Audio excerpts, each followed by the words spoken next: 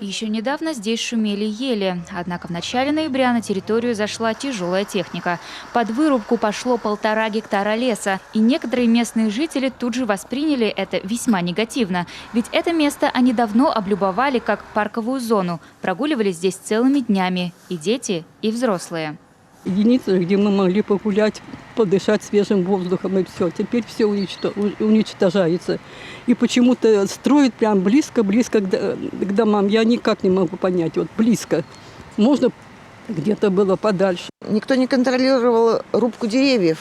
Вот что самое обидное. У нас здесь такой лес, у нас здесь белки были. Вот я сейчас оттуда проходила с той стороны.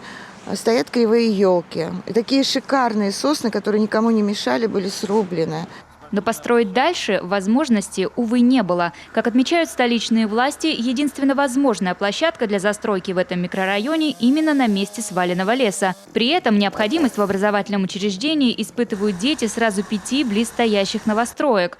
Жилье в этих домах, как правило, покупают молодые семьи, а потому и малышей здесь предостаточно. Тем временем ближайший детсад находится на достаточно большом расстоянии. И многим деткам утром и вечером, как и их родителям, такой марш-бросок дается нелегко. К сожалению, у нас республика, или к счастью, республика у нас все-таки лесная, но приходится чем-то, наверное, жертвовать. В данном месте, где строится детский садик, большой, так сказать, класс индивидуальных жилых домов, и рядом находятся многоэтажки, и которых жителям это будет очень неудобно водить детей в садик.